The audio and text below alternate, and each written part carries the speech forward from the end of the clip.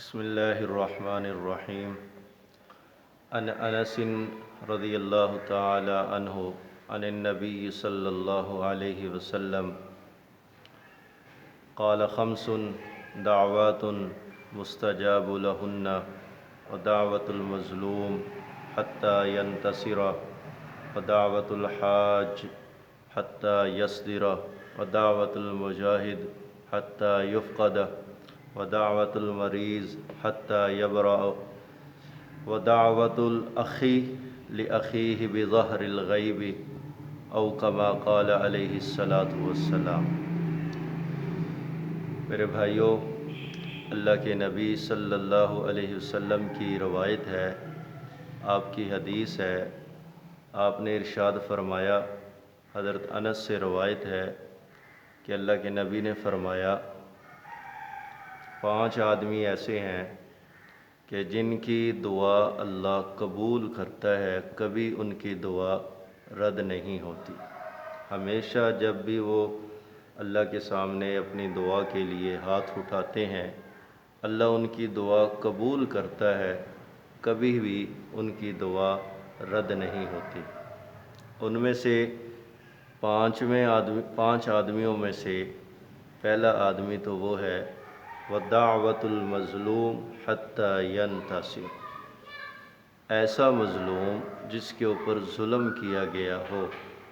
ناانصافی زیادتی کی گئی ہو، اور وہ بدلہ نہ لے اور بدلہ اللہ پر چھوڑ دے اور کہے یا اللہ تو جان اور یہ ظالم جانے، میں اس سے بدلہ نہیں لیتا، طاقت ہونے کے باوجود بھی بدلہ نہ لے مظلوم۔ اور وہ مظلوم جب اللہ کے آگے ہاتھ اٹھاتا ہے تو اللہ اس کی دعا کو قبول کرتا ہے، رد نہیں ہوتی۔ ابو بکر صدیق رضی اللہ تعالیٰ عنہ ایک کافر سے جھگڑ رہے ہیں، اور کافر ان سے جھگڑ رہا ہے،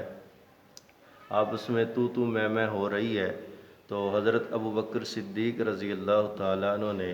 خاموش کھڑے ہیں، اس کی بات کا کوئی جواب نہیں دے رہے، وہ آگے سے باتیں کیے جا رہا ہے اور برا بھلا کہی جا رہا ہے۔ اللہ کے نبی صلی اللہ علیہ وسلم بھی پاس موجود ہیں، تو ابو بکر رضی اللہ تعالیٰ عنہ خاموش ہیں، اس کی باتیں سن رہے ہیں۔ آخر انسان ہے، غصہ آ گیا تو بات کا جواب دے دیا۔ ابو بکر صدیق رضی اللہ تعالیٰ عنہ نے اس کی بات کا جواب دے دیا، تو آپ صلی اللہ علیہ وسلم وہاں سے اٹھے اور واپس جانے لگے، تو ابو بکر صدیق رضی اللہ تعالیٰ عنہ رمز شناس تھے، پہچان گئے اللہ کے نبی کی کوئی ناراضگی کی بات ہو گئی ہے، فوراً کہے یا رسول اللہ کیا ہوا؟ وہ باتیں کہتا رہا، آپ سنتے رہے، میں نے ایک بات کہی اور آپ اٹھ کر آ گئے۔ اللہ کے نبی صلی اللہ علیہ وسلم نے فرمایا ابو بکر، جب تک آپ خاموش تھے اس کی باتوں کا جواب فرشتہ دے رہا تھا، اب آپ نے خود جواب دے دیا ہے، فرشتہ چلا گیا ہے، اور جہاں سے فرشتہ چلا جائے وہاں محمد صلی اللہ علیہ وسلم کی کوئی کام نہیں ہے۔ تو اس لیے ظلم کا بدلہ نہ لیا جائے، اللہ پر چھوڑ دیا جائے اور اللہ سے دعا کرے، ایسے مظلوم کی دعا کو اللہ قبول کرتا ہے، رد نہیں ہوتی۔ اور دوسرا وَدَعْوَةُ الْحَاجِ حَتَّى يَصْدِرَ، ایسا حاجی کہ حج کر کے ابھی گھر میں نہیں آیا، داخل نہیں ہوا، گھر میں نہیں لوٹا، گھر میں داخل ہونے سے پہلے اس کی اللہ دعا کو قبول کرتا ہے۔ اور تیسرا آپ نے فرمایا وَدَعْوَةُ الْمُجَاهِدُ حَتَّى يُفْقَدُ، تو وہ مجاہد جو اللہ کی راہ میں جان دے دے اور اپنے آپ کو کھپا دے، اور وہ جب آدمی اللہ کے سامنے ہاتھ اٹھاتا ہے وہ مجاہد، تو اللہ اس کی دعا کو بھی قبول کرتا ہے۔ اور چوتھا میرے نبی نے فرمایا وَدَعْوَةُ الْمَرِيضِ، مریض حَتَّى يَبْرَأُ، یہاں تک کہ شفا یاب ہو جائے۔ شفا یاب ہونے سے پہلے مریض کی دعا قبول ہوتی ہے۔ مریض سے جا کے دعائیں کروایا کرو،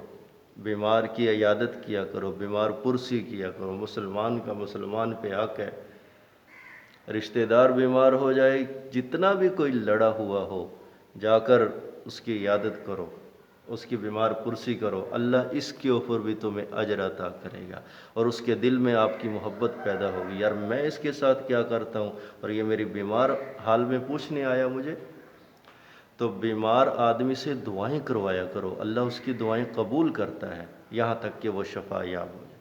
اور پانچواں آدمی میرے نبی نے فرمایا وہ ہے کہ دعوت الاخی لاخیہ بظہر الغیب، ایک آدمی کا دوسرے غیب کے لیے دعا کا کرنا،